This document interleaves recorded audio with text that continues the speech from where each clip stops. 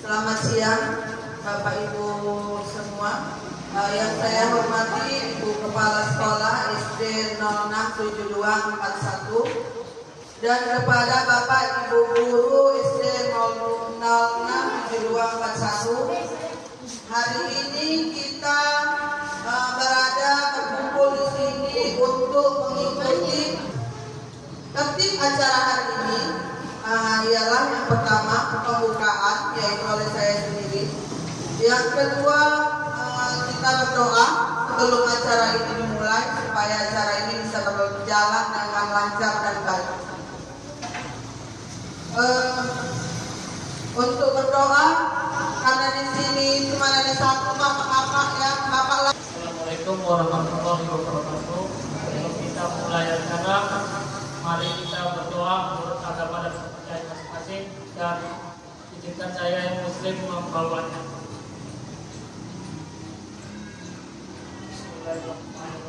Alhamdulillahirabbil alamin, wassalatu wassalamu ala asyrofil anbiya'i wal mursalin wa ala alihi wa sahbihi ajmain.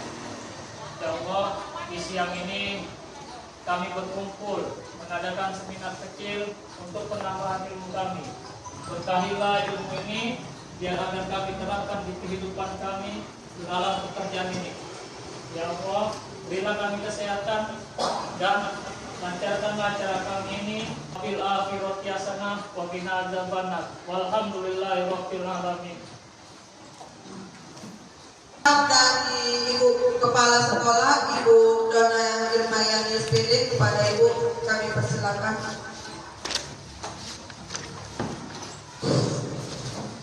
Assalamualaikum warahmatullahi wabarakatuh.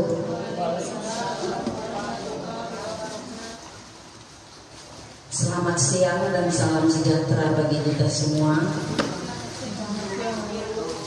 Alhamdulillah, Tuhan yang Maha Kuasa, yang mana sampai hari ini kita masih diberikannya nikmat kesehatan, nikmat panjang umur, serta nikmat kelapangan waktu, sehingga kita dapat berhadir di acara undangan dari Ibu Lasma Silaban yang merupakan calon guru penggerak untuk tahun angkatan 2022-2023.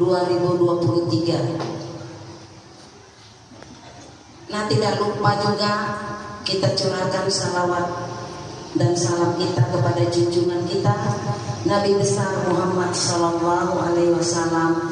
Mudah-mudahan kita semua akan mendapatkan syafaatnya di hari kemudian nanti.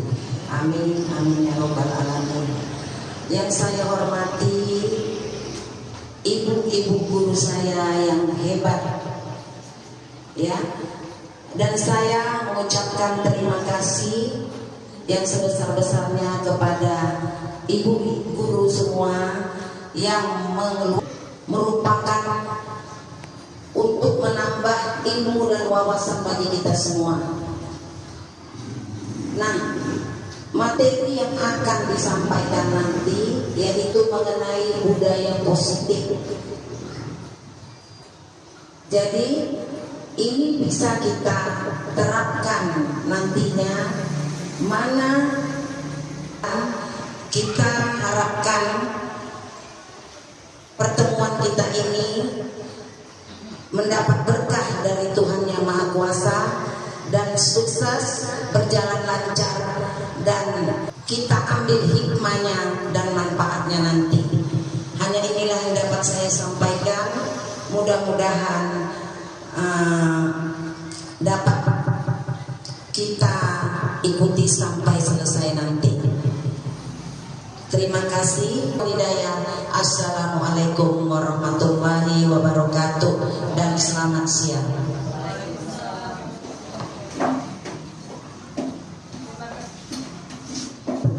Terima kasih kepada Ibu Kepala Sekolah yang sudah memberikan kata sambutannya. Baiklah, kita akan masuk ke materi utama, yaitu pengimbasan modul 1.4 budaya positif yang akan disampaikan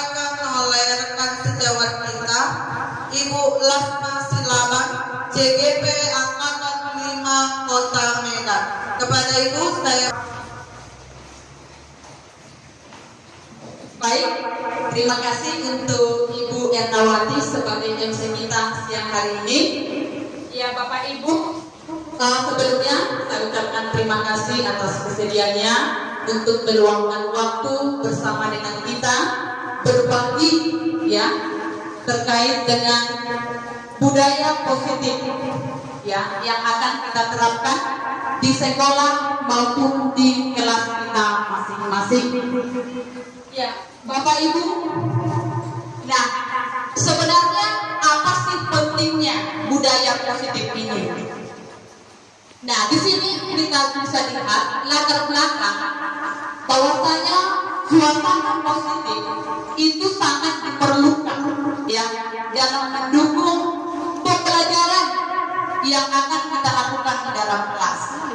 Nah, pembelajaran menciptakan suatu kondisi pembelajaran yang menyenangkan ya, yang menyenangkan sehingga proses pembelajaran dapat berjalan tanpa adanya suatu beban ya, tanpa adanya suatu beban, namun merupakan suatu kebutuhan. Ini sebenarnya yang diharapkan dari materi ini ya.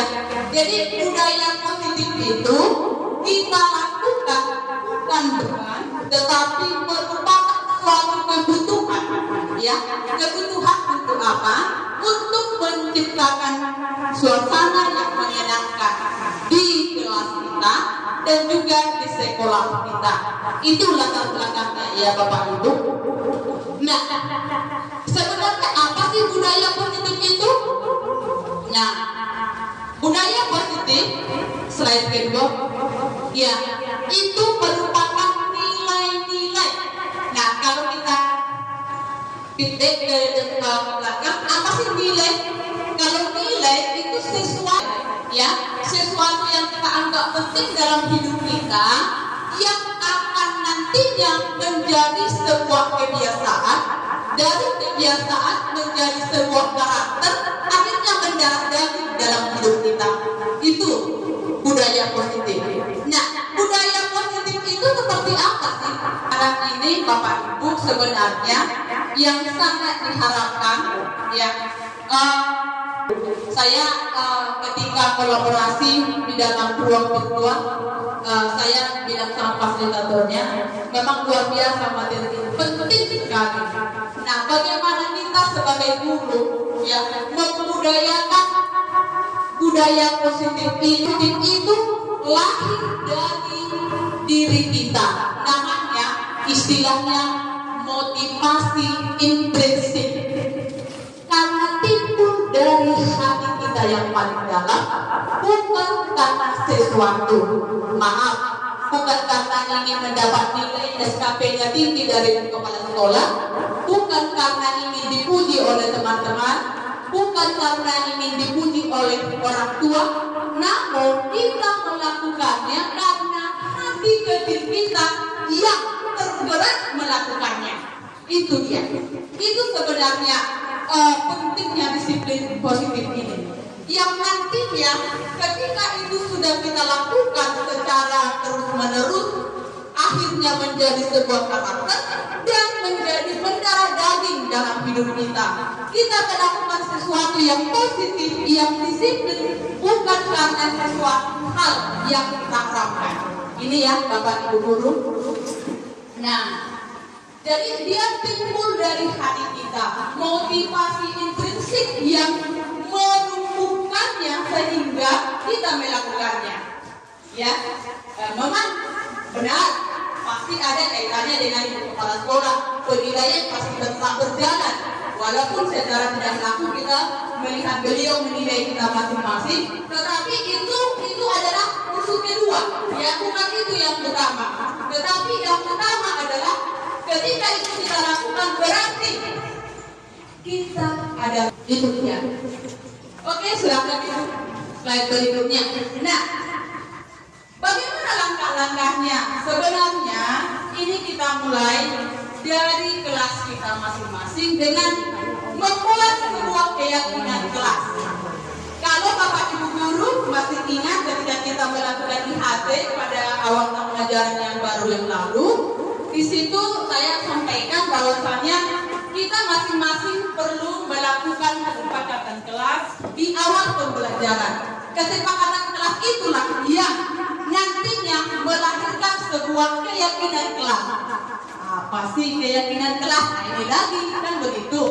Nah, keyakinan kelas itu adalah kesepakatan yang kita lakukan dari curah pendapat anak-anak. Kita minta, nah, kira-kira seperti apa nanti kelas kita ini yang kamu harapkan kita terapkan di kelas kita.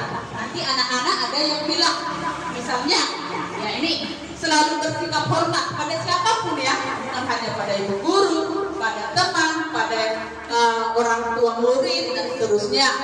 Mungkin mereka akan mengatakan senantiasa menjaga diri dalam bertindak, Bu.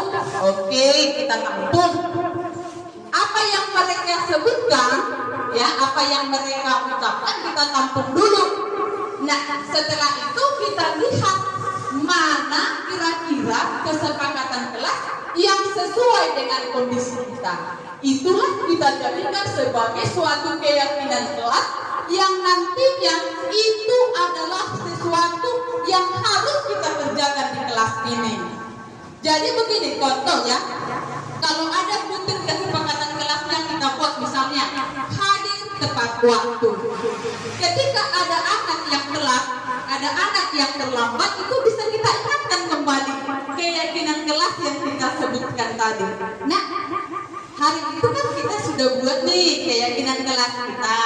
Salah satu diantaranya adalah hadir tepat waktu. Hari ini dirimu jam berapa datang, Nak? Ini sudah jam berapa? Nah, kira-kira seperti itu. Nanti kita lihat contoh konkretnya. Ya, kemudian Bapak Ibu guru, dari keyakinan kelas ini kita dapat menerapkan hal-hal yang baik itu dari dimulai dengan kelas kita masing-masing. Nah, dampaknya apa pada sekolah kita? Kalau kita sudah mulai dari kelas kita, tentunya ini ya Bapak Ibu guru, mohon maaf saya tidak mengatakan saya sudah menjadi contoh, bukan gitu.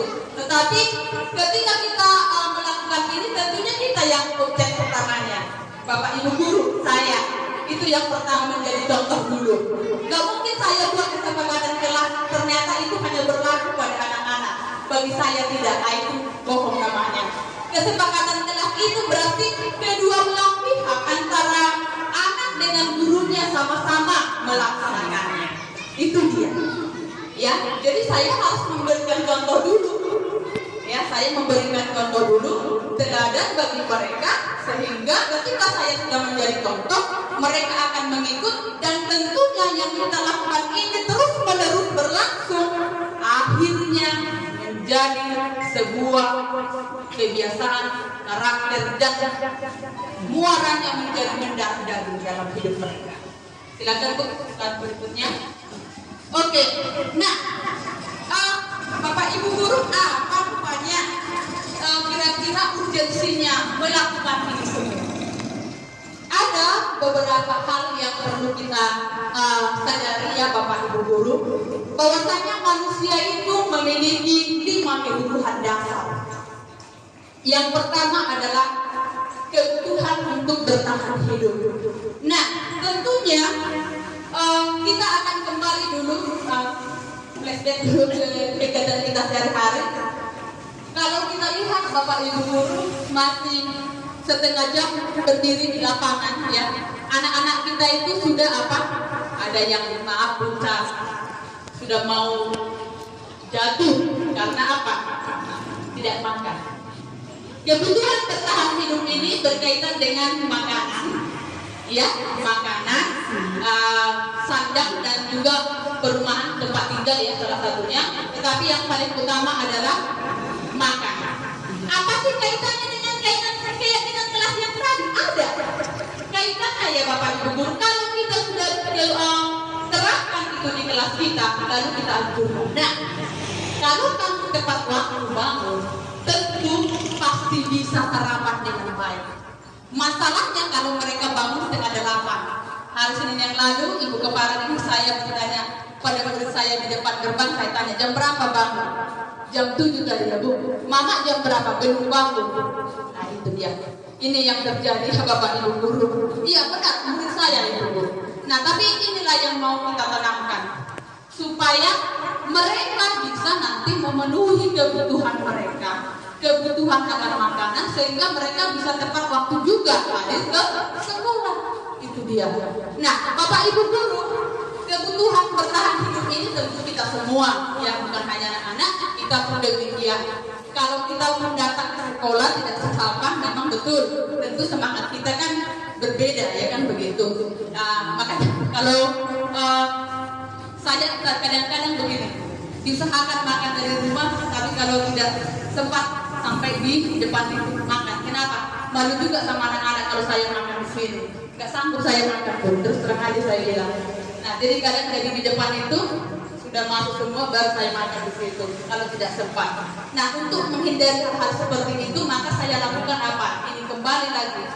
Ya tentu dengan cara tadi ya tepat waktu bangun, tepat waktu melakukan persiapan ke sekolah sehingga waktu sarapannya tidak terlupakan begitu. Oke, yang kedua, kebutuhan apa lagi nak untuk Bapak Ibu guru untuk anak-anak kita itu adalah kasih sayang dan rasa diterima. Saya bercerita sedikit ya minggu lalu kepada Ibu Winda. Kebetulan ada nanti kita yang saya lihat lain daripada yang lain aktivitasnya di kelas. Lalu saya dekati dan sudah saya panggil orang tuanya, mamanya, dan ada hal yang kami perbincangkan di situ. Kemudian semalam saya tanya dia langsung. Mohon maaf, ternyata ada latar belakang yang terjadi pada anak kita ini, di mana dia adalah anak yang mamanya kawin lagi dan dia bersama dengan papanya dulu. Setelah itu papanya kawin lagi dan itulah ibunya yang sekarang. Dan menurut hemat saya dari perbincangan kami, ada sesuatu yang kurang dia rasakan, yaitu kasih sayang. Nah, karena kurangnya kasih sayang yang dia dapatkan di rumah, maka di kelas dia mencari perhatian sama saya, supaya saya bisa mungkin memberikan sesuatu yang lebih pada dia. Itu yang bisa saya tangkap. Nah, Bapak Ibu guru pasti punya pengalaman yang sama juga seperti saya. Ini perlu kita lakukan ya Bapak Ibu guru, perlu kita lakukan. Kalau ada hal-hal yang ganjil di dalam kelas yang mungkin kita lihat dilakukan oleh anak didik kita itu, mari kita dekati. Mari kita lakukan pendekatan individual, pendekatan personal, pendekatan secara pribadi. Kira-kira seperti apa yang dirasakan di rumah? Bagaimana kondisi keluarganya? Itu penting Bapak Ibu guru, sehingga kita bisa tahu memberikan penanganan, memberikan sesuatu yang bisa memenuhi kebutuhannya itu. Ya, saya tadi pagi saya lihat dia sudah pangkas, lalu saya bilang, good, mantap. Iya Bu, saya lihat langsung semangat dia belajar IPA tadi. Itu yang kita harapkan ya Bapak Ibu guru. Kalau mungkin hal-hal yang sederhana itu kita lakukan, pastilah ada faedahnya juga menambah semangat mereka. Oke, berikutnya penguasaan.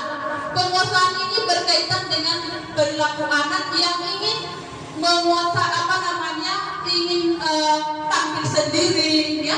Ada ya anak-anak begitu ya Pak Penja. Tadi sudah dibilang dan kita mereka nggak mau kalah karena kelas 6A sedang latihan. Kapan giliran kami Bu? Saya bilang tunggu kelas 6A dulu itu. Saya ya Bu, oh itu bukan wewenang saya. Bapak Penja di situ yang memberikan hak yang berhak untuk menentukan. Saya bilang itu keinginan lah. Itu keinginan dia Bapak Ibu. Kenapa?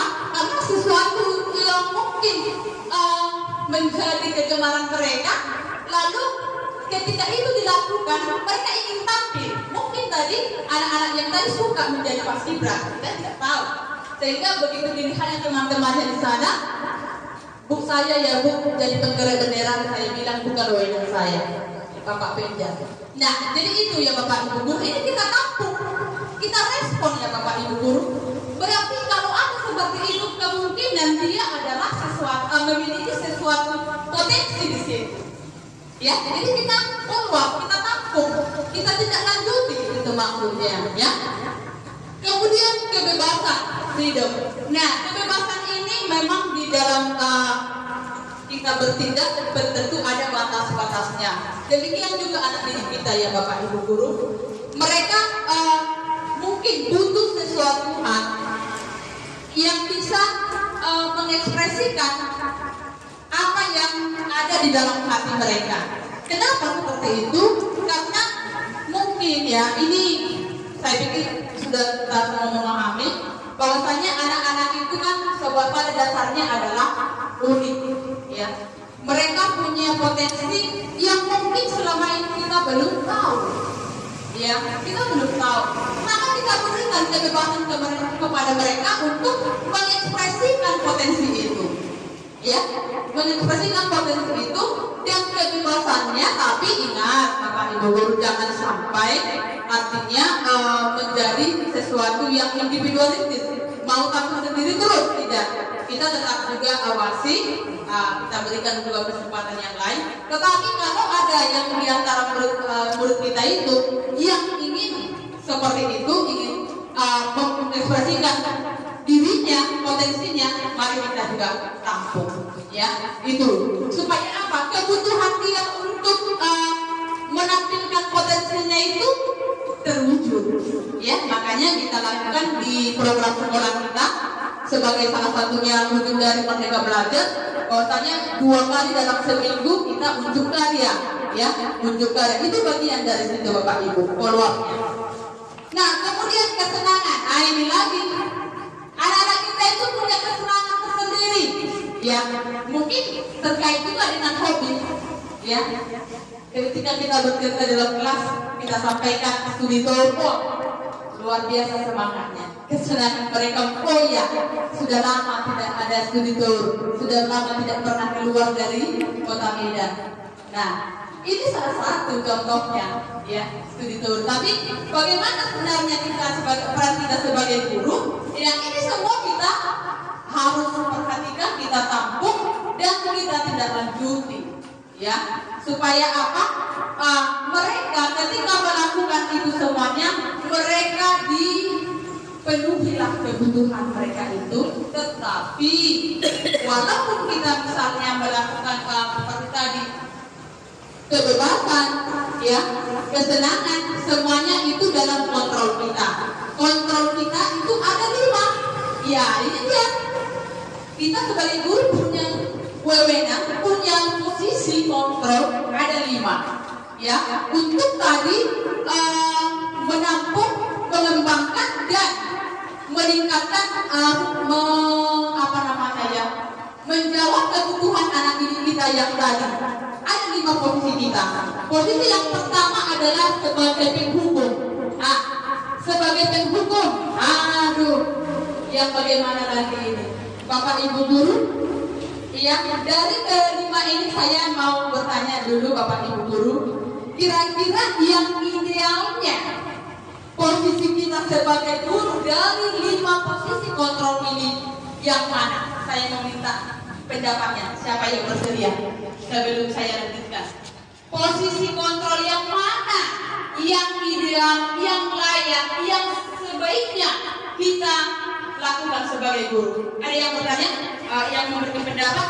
Saya berpendapat Saya berdiri aja Bu. Saya Alias ini saya ingin memberi pendapat saya sebagai guru. Saya ingin mengambil posisi sebagai nomor 4, yaitu pemantau.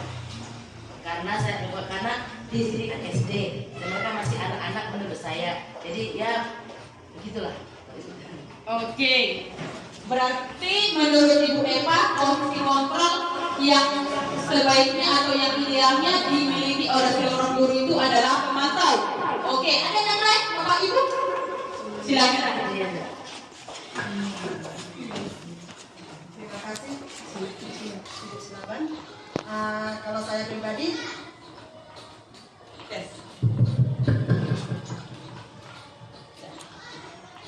kalau saya melihat posisi kontrol guru di kelas, sebaiknya menurut saya sebagai teman. Kenapa sebagai teman? Kita melihat karakter daripada si anak tadi. Seperti yang Ibu sampaikan tadi sebelumnya, si anak membutuhkan kasih sayang. Bagaimana dia mendapatkan kasih sayang kalau dia tidak berteman? Nah, di dalam belajar perlu kita memberikan pertemanan kepada mereka. Kenapa? Dengan berteman, mereka akan mengeluarkan inspirasinya dalam belajar. Pasti akan keluar apa yang dia inginkan dalam pembelajaran tersebut. Saya kira seperti itu. Terima kasih. Ada lagi? Ada lagi Bapak Ibu mungkin memberikan pendapat? Ibu agama, Ibu, mohon maaf ya Bu sebentar. Nah, silakan. Baik, terima kasih kesempatannya. Menurut saya 5 posisi kontrol guru ini 5-5-nya sebenarnya penting, tetapi dibuat dengan seimbang. Kita juga perlu sebagai teman dengan murid kita juga perlu memantau sebagai pemantau dan pengelola. Tapi di suatu posisi kan kita tidak menutup kemungkinan bahwa murid itu juga pernah melakukan kesalahan. Jadi kita juga bisa bertindak sebagai penghukum. Tapi penghukum di sini bukan berarti di fisik. Penghukuman itu ada banyak macamnya.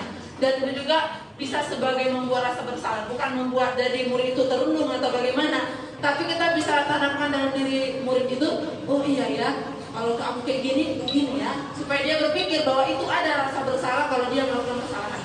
Jadi saya rasa di antara 5 kontrol ini kita harus sama-sama menggunakannya dengan seimbang. Karena sebagai pendidik 5-5-nya itu dibutuhkan. Menurut saya, terima kasih. Ya, terima kasih untuk Ibu Pani. Ibu agama ada. Assalamualaikum warahmatullahi wabarakatuh. Waalaikumsalam. Nama saya Nuri Pangarata. Di sini 5 posisi kontrol guru. Kalau menurut saya pribadi, yang seperti kata Bu Pani, itu semuanya 5-5 memang perlu kita terapkan di kelas itu. Cuma kalau saya, itu saya pilih yang awal 5 Bu, pengelola.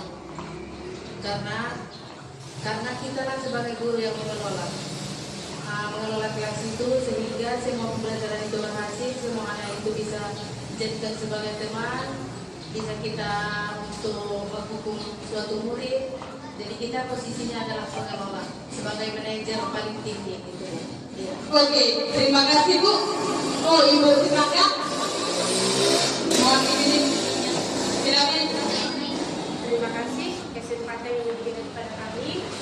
Mungkin saya agak beda dari yang lainnya. Saya memilih 2, ya, sebagai penghukum. Tadi sebagai penghukum dan terapkan bukan penghukum fisik ya. Dan sebagai teman, saya contohkan dengan seperti bermain layang-layang. Saya kasih dulu dia terbang jauh, tapi saya akan kontrol. Jadi pertama saya kasih dulu ancang-ancang hukuman kalau dia mau berbuat tidak sesuai dengan budaya yang tadi. Nah, setelah dibuat hukuman saja atau dikatakan ini hukumannya, kita berteman, kita temani dia. Kenapa kamu buat seperti itu? Sementara tadi kan menjelaskan tidak. Jadi saya pilih sebagai hukum dengan sebagai teman, sehingga dengan teman dia bisa bebas mengeluarkan unek-uneknya. Kalau kita tidak berpikir saya teman, mungkin dia agak malu atau merasa ada kesenjangan. Tapi kalau kita anggap dia bisa teman, pasti dia bebas mengeluarkan unek-uneknya. Jadi ada 2 saya pilih. Pertama sebagai kontrol pengawas, kedua sebagai kontrol untuk teman. Oke. Ya, terima kasih ibu-ibu sekalian. 5 posisi kontrol ini ya, Bapak Ibu guru, yang sebaiknya, ini dia ya, yang sebaiknya kita miliki dan kita lakukan adalah benar apa yang disampaikan Ibu Agama, mungkin karena beliau memang sebagai guru agama ya, adalah sebagai posisi manajer ya. Manajer artinya kitalah menjadi pengelola kelas kita. Nantinya dari kelas kita ini terkelola dengan baik dan muaranya sekolah kita terciptalah sekolah yang lingkungan belajarnya adalah lingkungan belajar yang positif dan yang menyenangkan. Itu dia Bapak Ibu ya. Nah, bolehkah kita melakukan posisi kontrol sebagai penghukum atau teman? Boleh, tetapi sebagai manajer di kelas kita masing-masing. Ya, nah, kapan kita melakukan hukum? Saya pikir sekarang ini benar kalau yang harusnya kita lakukan sebagai guru. Apakah untuk saat ini masih dimungkinkankah kita ini sekarang menjadi guru yang menghukum? Oke, kita lihat untuk yang selanjutnya. Silakan Bu. Nah, silakan Bu, slide berikutnya. Iya, ini dia Bapak Ibu guru jawabannya. Kenapa kita harus memilih menjadi seorang manajer?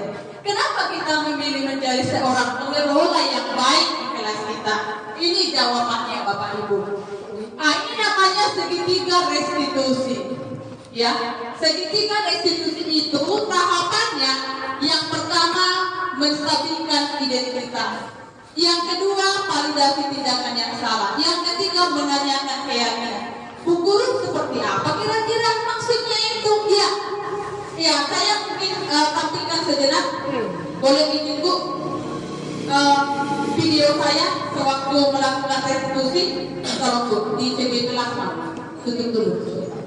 Tapi yang kita lakukan di sini adalah inilah yang benarnya, bukan? Tapi maksud saya sedikit membantu pemahaman kita tentang bagaimana pelaksanaan restitusi di dalam kelas.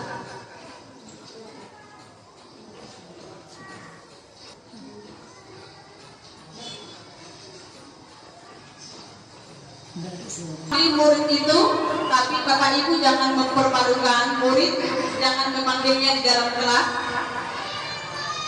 Ambillah posisi yang tepat, yang jauh dari orang lain. Kalau bisa kita berdua yang mendengarnya.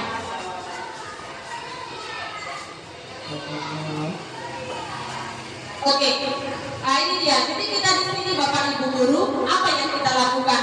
Tahapan yang pertama tadi menstabilkan identitas. Di sini kita mau memberikan solusi kepada anak, ya, memberikan solusi dan memberikan pemahaman sebenarnya perbuatan dia itu bagus atau tidak. Nah, jadi pertama kita bilang begini ya Bapak, mungkin karena tidak mendengar suara saya di situ, begini. Nah, kamu tahu nggak kenapa ibu panggil kemarin? Enggak Bu. Oke. Kamu ibu panggil kemarin, nah karena tadi pada saat ujian ibu lihat kamu sedang melihat jawaban temanmu. Padahal keyakinan kelas yang kita sepakati harus percaya diri pada kemampuan sendiri dan tidak perlu mengharapkan ya jawaban orang lain pada saat ujian. Itulah alasannya kenapa ibu panggil kemarin. Oh ya Bu. Nah, jadi salah bukan? Ya salah lah. Tetapi, nah tahap pertama, ibu pun adalah orang yang pernah berbuat salah. Itu kita bilang Bapak Ibu. Saya sebagai guru pun, saya pernah berbuat salah. Semua manusia pernah berbuat salah. Kita tidak memojokkan dia Bapak Ibu, itu artinya. Tapi kita bilang saya pun pernah melakukan hal yang sama. Mungkin tidak menyontek, tapi perbuatan yang lain, yang mencuri misalnya, atau mungkin perbuatan yang tidak menyenangkan yang lain. Tetapi ketika kamu melakukan itu, kamu pasti masuk pada tahap yang kedua. Kalau untuk ditampilkan restitusi, bukan? Baru nanti bisa kita berikan penjelasannya sedikit ya. Ini posisinya sudah masuk kelas, lalu anak ada yang telat. Ya, ini pun kita tidak lanjuti dengan melakukan restitusi. Nah, ini dia yang telat tadi. Nah, oke. Seperti itulah contohnya. Saya akan jelaskan lebih rinci lagi. Mohon Bu, slide-nya saja. Stabilkan identitas dengan pernyataan kita. Saya pernah melakukan kesalahan. Tetapi kita mau mencari solusi supaya tidak terjadi dari kesalahan yang sama di kemudian hari. Itu tahap pertama. Tahap yang kedua yang kita lakukan, kita tanya, ya, validasi tindakan yang salah. Apa yang menyebabkan dia? Nah ini Bapak Ibu Guru, apa yang menyebabkan dia menyontek? Dan apa yang membuat dia kali telat hadir ke sekolah? Misalnya, dia menyontek karena tadi malam dia tidak belajar, ingin memiliki nilai yang bagus, padahal tidak belajar, akhirnya menyontek. Jam berapa kita tanya? Jam berapa rupanya tadi malam tidurnya? Pernah jam 11. Kenapa jam 11 main handphone? Bisa jadi karena main-main bersama teman dan seterusnya. Nah, atau menonton TV terlalu lama. Setelah itu masuk pada tahap ketiga, menanyakan keyakinan. Masuklah pernyataan kita ingatkan dia kembali pada keyakinan kelas yang kita sepakat. Nah, kita kan sudah buat keyakinan kelas di dalam kelas kita. Salah satu di antaranya adalah ketika melakukan ujian harus percaya diri dan yang sesuai dengan kemampuan kita lah kita kerjakan. Itu kita bilang, kita ingatkan dia kembali. Sama halnya untuk kasus yang kedua, ketika ada anak yang telat, mungkin kita langsung emosi, tapi untuk saat ini Bapak Ibu Guru diubah lagi pola pikirnya. Apa yang kita lakukan adalah melakukan restitusi dengan cara apa? Seperti tadi, kita tanyakan anak itu, kenapa dia telat? Apa yang menyebabkan dia telat?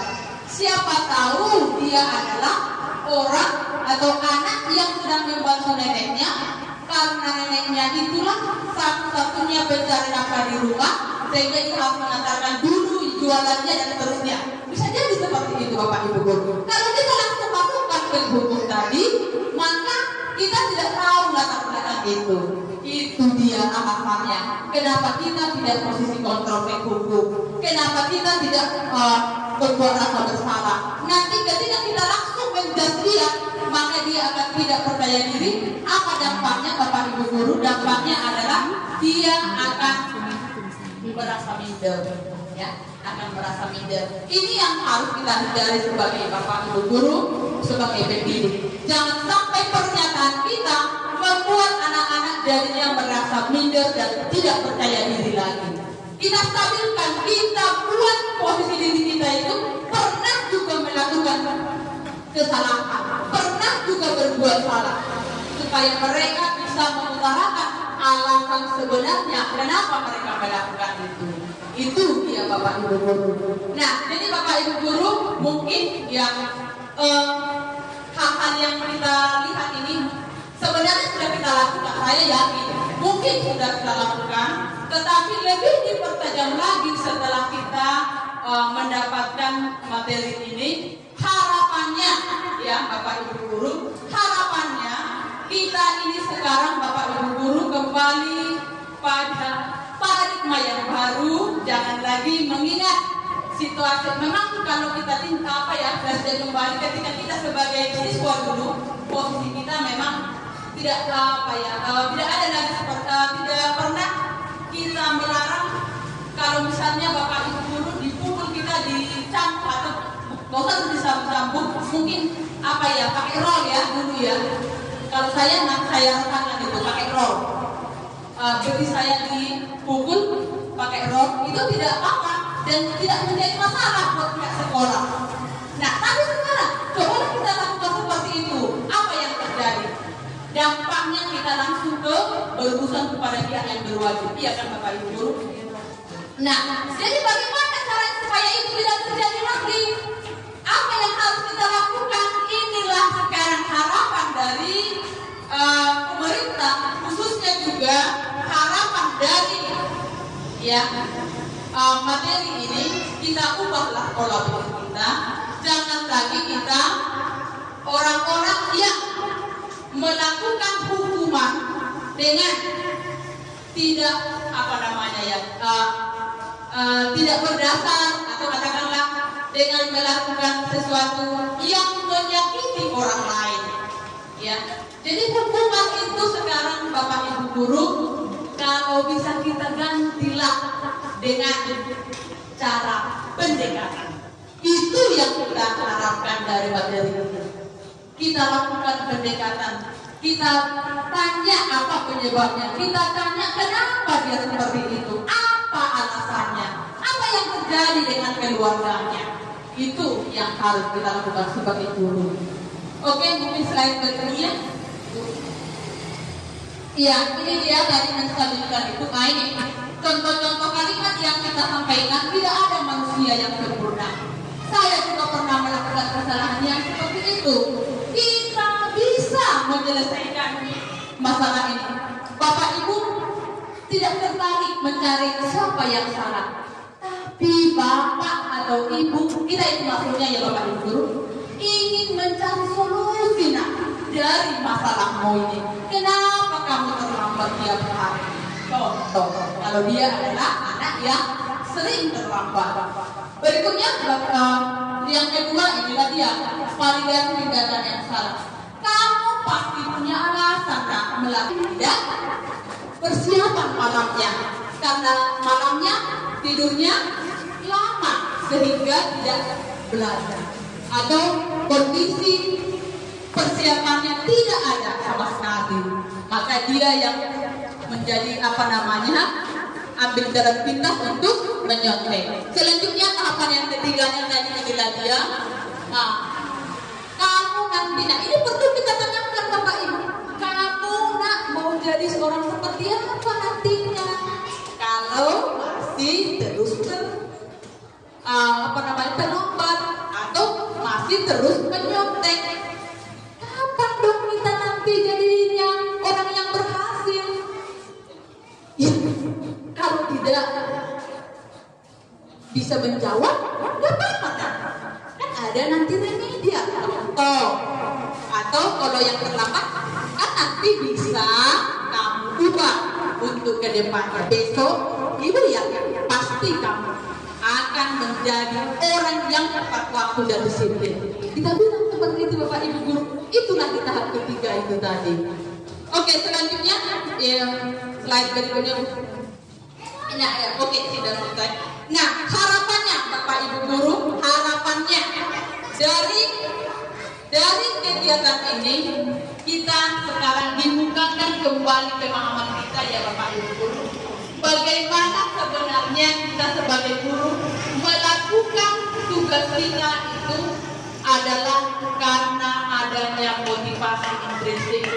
Dengan motivasi intrinsik yang timbul dari hati kita yang paling dalam, tidak karena sesuatu yang lain yang kita pikirkan, kita memikirkan hadiah atau imbalan, bukan itu.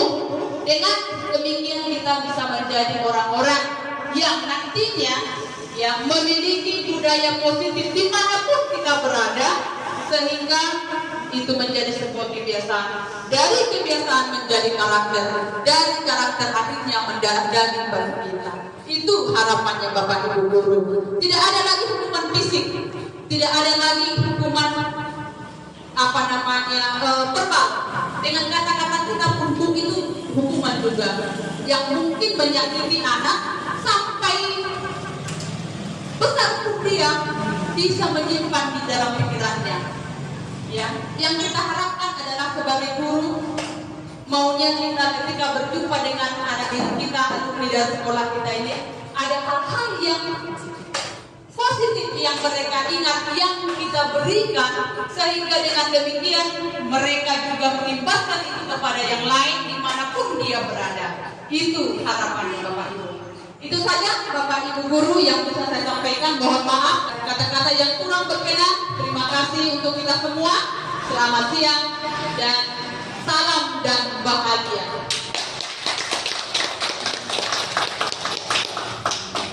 Kita akan menyanyikan lagu Indonesia Raya. Kepada Bapak Ibu diharapkan untuk berdiri.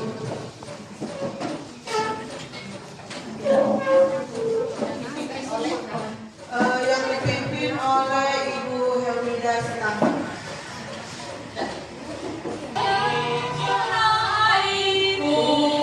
Tanah tumpah darahku, di sanalah aku berdiri, jadi pandu ibuku. Indonesia kebangsaan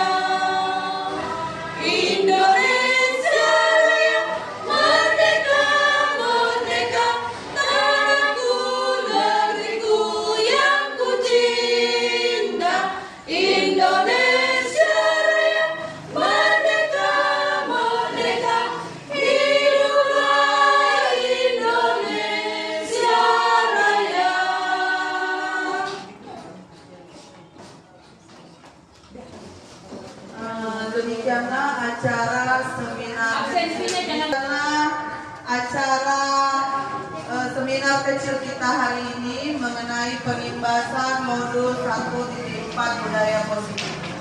Kepada Bapak Ibu sekalian, kami ucapkan ribuan terima kasih atas kehadirannya dan perannya untuk ikut serta dalam seminar ini. Kami sampaikan rasa yang sangat senang sekali atas kehadirannya semua. Demikian acara ini sudah selesai. Assalamualaikum warahmatullahi wabarakatuh. Selamat siang Bapak Ibu.